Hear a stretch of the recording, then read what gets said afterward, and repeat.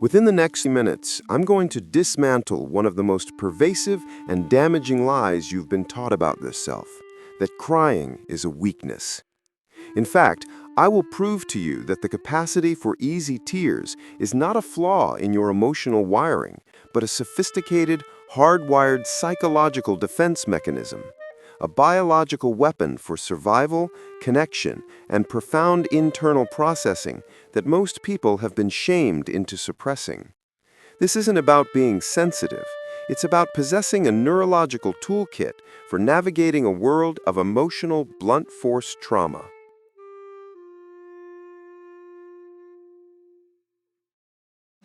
Let's start with a story. Not a warm, gentle one, a dark one. Imagine a research lab in the 1980s. It's not studying tears, it's studying combat. Military psychologists are trying to figure out what makes the ultimate resilient soldier, someone who can endure extreme stress, isolation, and psychological pressure without breaking. In one notorious series of experiments, subjects are subjected to simulated interrogation scenarios, sleep deprivation, and high-stakes failing missions. They monitor everything: heart rate, cortisol, cognitive function. And they find a curious, consistent outlier. A small subset of individuals, under the most extreme pressure, do something that initially marks them as failures in the resilience model. They cry. They don't sob uncontrollably. They have what's termed brief stress-induced lacrimation, a sudden, hot spill of tears, often of frustration, often of sheer overwhelm. And then, something fascinating happens. Their physiological data spikes, and then it plummets. Their heart rate, which was racing toward a dangerous zone, steadies. Their cortisol, the stress hormone, shows a measurable drop within minutes of the tearful release. Their cognitive clarity returns faster than their stoic counterparts who white-knuckle through the stress. The researchers stumbled upon a biological fact.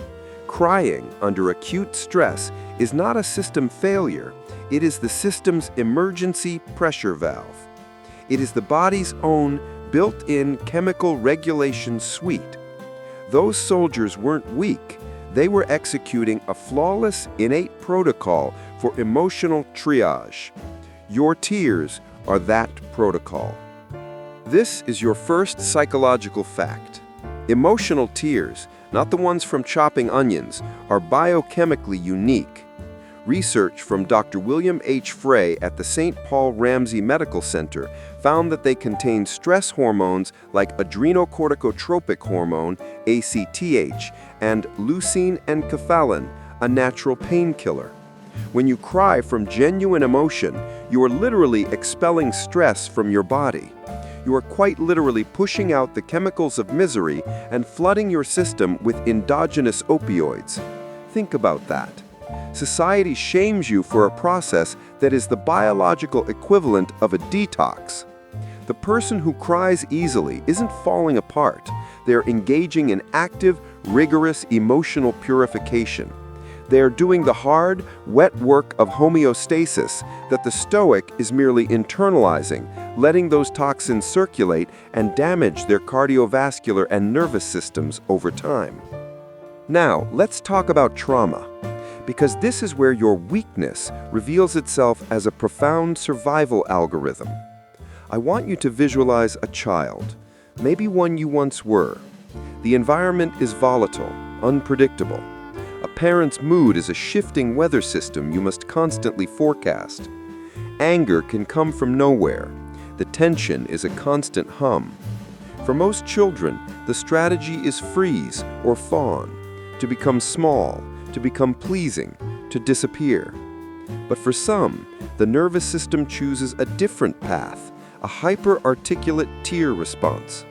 This child learns on a primal level that the visible, immediate signal of distress, tears, can sometimes de-escalate a situation. It can communicate surrender so completely that it disarms aggression. It can summon care from an otherwise distant caregiver. This is not manipulation in the cynical sense. It is a brilliant, desperate adaptation of a vulnerable nervous system trying to regulate an external threat it cannot control. The brain learns this works. This creates a change in the environment, and so the pathway is reinforced. Fast forward 30 years, that child is now an adult in a boardroom, receiving harsh feedback. Their system, perceiving a threat, even a non-physical one, defaults to the oldest, most effective survival protocol it knows: signal acute distress. The tears come. They feel ashamed. Why am I so weak? But the truth is the opposite. That response was forged in the fires of survival. It is a relic of your psyche's fierce will to live, to connect, to plead for mercy in a world that felt merciless. Your easy tears are the echoes of a battlefield you survived. This leads us to the second, more shocking function: tears as a weapon of social bonding and a deterrent against violence. Consider a crazy, almost surreal piece of research. In 2011, a study published in Science found that smelling women's emotional tears, collected from sad movies, reduced testosterone levels and sexual arousal in men. But more than that, functional MRI scans showed a reduction in activity in brain regions associated with aggression. Emotional tears contain chemical signals. They are a pheromonal message. On a subconscious, biological level, your tears are broadcasting a chemical communique that says, "My distress is real. Stand down." Throughout human evolution, in tight-knit tribal settings, this signal would have been crucial for maintaining social cohesion and preventing intra-group murder.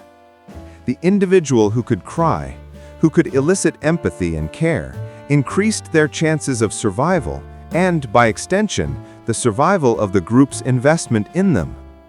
Your tear ducts are not just saline ducts. They are diplomatic emissaries deploying invisible treaties for peace and connection.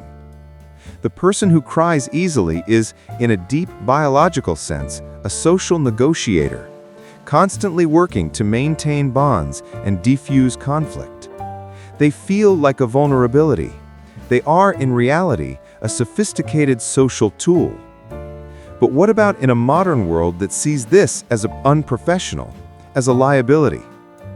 This is where we must reframe the narrative entirely. The loner, the self-improvement seeker listening to this, you've been sold a lie that emotional control is the pinnacle of strength, that the iron wall is the goal. But psychology reveals a darker truth about that wall. The constant suppression of emotional release, including tears, is what psychologists call experiential avoidance.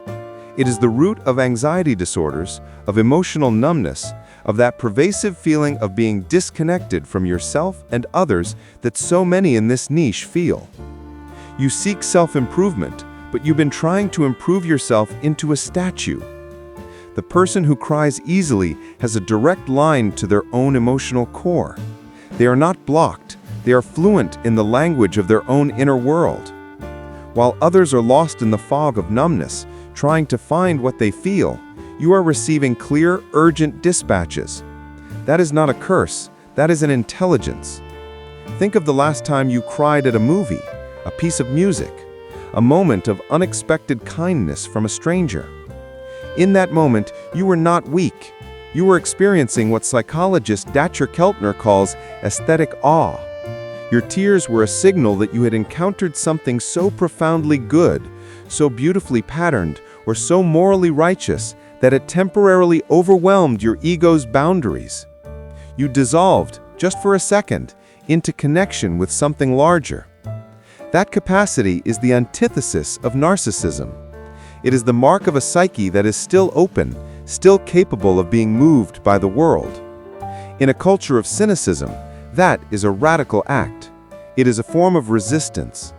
Your tears are proof that you have not been fully armored against life. And in a world that is desperately trying to armor you, that is your greatest psychological asset. So, let's land this first part with a direct address to you, the one who has always been the crier. You were not given a faulty set of emotions. You were equipped with a high-efficiency emotional processing system. Your on-ramp to crying is short because your system is designed for rapid discharge and return to baseline.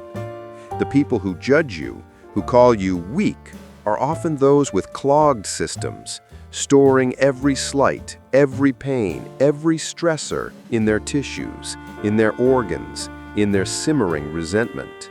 They are the pressure cookers without a valve. You are the kettle that whistles and releases steam. Which one, in the long run, is more likely to explode?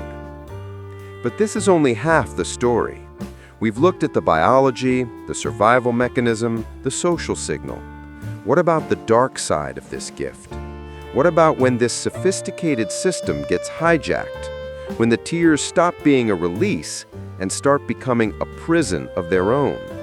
Now we will descend into the shadow psychology of the easy crier. We will explore the link between chronic tearfulness and unprocessed trauma, the difference between cathartic crying and manipulative weeping, and the frightening neurological loop that can turn this strength into a debilitating trap. More crucially, I will give you the specific psychological tools to wield this ability with intention, to move from being a passive conduit for tears to becoming the conscious architect of your own emotional depth. The journey into your psyche is about to get darker and far more empowering.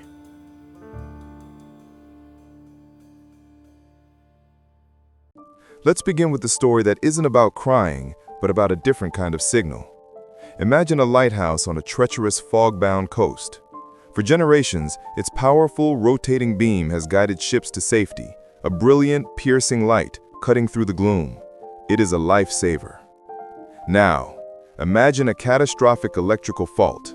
The mechanism controlling the light fails.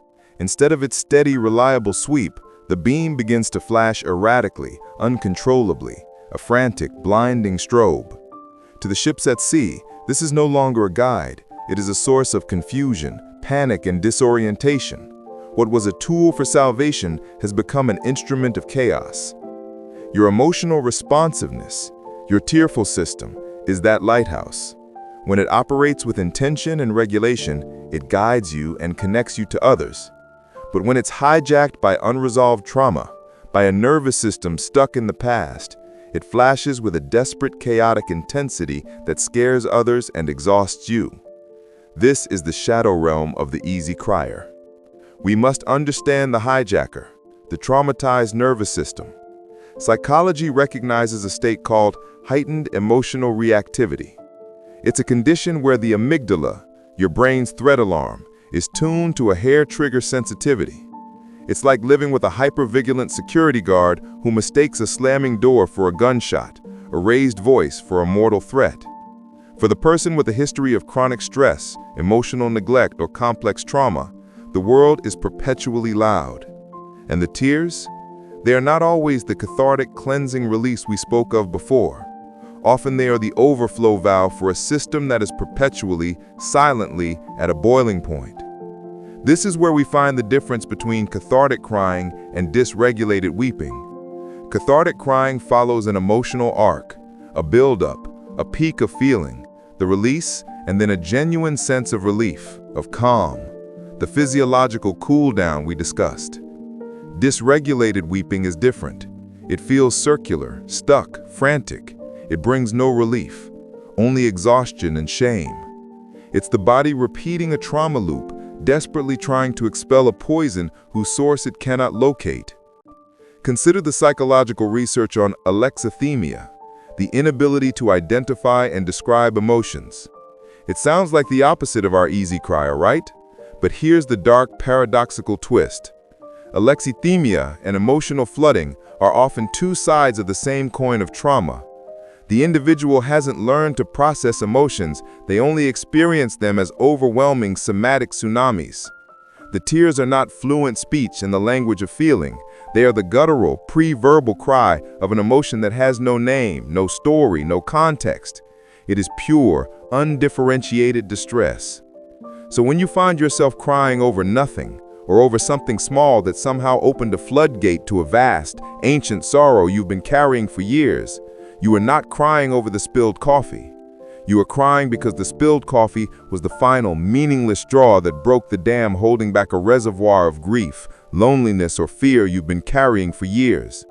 Your tears are a signal, but the message is in a code you haven't been taught to decipher. This brings us to the most crucial and perhaps the most difficult distinction: the line between authentic emotional expression and what psychology might call instrumental or manipulative tears. Now, hear me clearly, I am not calling you manipulative, but we must confront how this adaptive system can be warped. Remember the child in the volatile home. They learned that tears could... Let me hit you with a historical gut punch. This brings us to the most crucial and perhaps the most difficult distinction: the line between authentic emotional expression and what psychology might call instrumental or manipulative tears. Now, hear me clearly. I am not calling you manipulative, but we must confront how this adaptive system can be warped. Remember the child in the volatile home. They learned that tears could change the environment, could bring comfort or de-escalate danger. In an adult, when this becomes an unconscious go-to strategy for navigating all conflict or seeking connection, it enters a moral gray area. The tears are real, they feel real, they are physiologically real, but their function has subtly shifted. They are no longer purely an internal release. They are, on some subconscious level, deployed to control an external outcome, to win an argument, to avoid accountability, to guarantee care. This is the darkest corner of this psychology, when your deepest vulnerability becomes a weapon, and in wielding it, you disempower yourself. You reinforce the ancient belief that you are not worthy of care unless you are in visible, liquefied distress. You become the architect of your own emotional prison. So how do we move from the shadow into integration? How do you become the conscious master of this depth rather than its helpless passenger? The answer lies not in suppressing the tears, but in developing what psychologists call emotional granularity and window of tolerance. Emotional granularity is the practice of moving from a vague, overwhelming sense of bad or sad to precise, specific identification.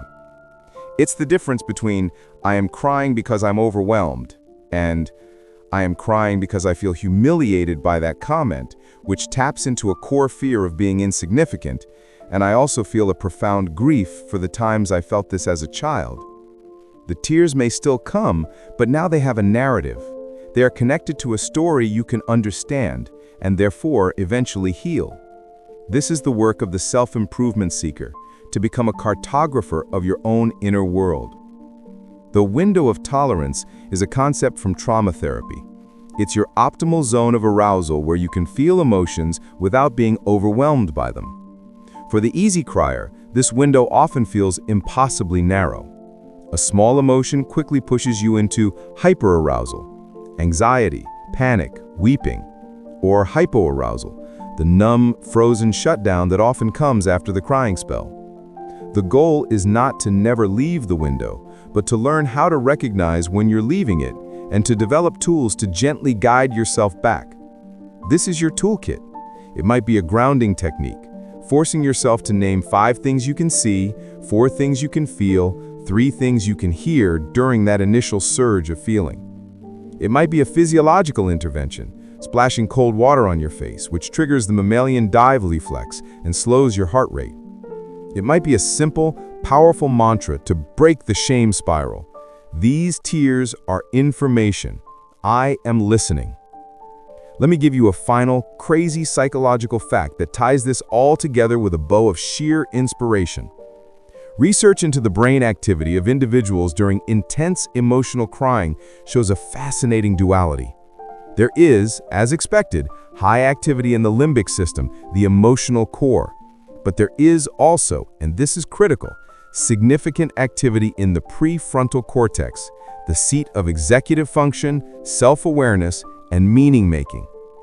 Unlike a pure panic attack where the prefrontal cortex essentially goes offline, Genuine emotional crying represents a collaboration between the raw feeling brain and the rational storytelling brain. It is your psyche's most integrated state, desperately trying to make sense of profound experience. Your tears are proof that your whole brain is online and engaged in the hardest work there is, the work of being human. You are not regressing. You are, in that wet and messy moment, operating at peak cognitive integration. This is your call to reframe completely. You are not the weak one in a world of the strong. You are the sensitive one in a world of the numb. You are the fluent one in a world of the emotionally illiterate. Your journey of self-improvement is not about building a higher wall. It is about building a stronger lighthouse with a dependable, powerful light that you control. It's about learning to differentiate the signal from the noise, to feel the ancient trauma without being consumed by it, to honor the tears that cleanse while questioning the tears that control. Your depth of feeling is not a liability for the lonely path. It is the very compass that will guide you through it. It allows you to connect to art, to music, to the subtle beauty of a moment in a way that the armored person never can. Your loneliness may stem, in part, from feeling too much in a world that feels too little. But that very capacity is what will attract the profound, real connections you seek. It acts as a filter, repelling the emotionally unavailable and attracting those who are not afraid of depth. So the next time you feel the heat behind your eyes, the lump in your throat, I want you to pause. Instead of the old script, "I'm weak, I need to stop this," ask the new questions. What is the specific emotion trying to speak? Is this a release or a pattern? Is this my present self or my past self crying? Do not fear the storm inside you. You were built with this weather system. Now you are learning to read the maps, to navigate by the stars of your own emotional truth. You are no longer a victim of your sensitivity. You are becoming its curator, its scholar, and ultimately, its master. The world needs people who feel deeply. It needs your empathy, your compassion, your ability to see the unspoken pain in others because you have navigated your own. Your tears are not a sign that you are broken. They are the proof that you are alive, that you are caring, that you are courageously feeling your way through the beautiful, brutal human experience. And in a world trying to harden itself, that is the ultimate, quiet, revolutionary strength.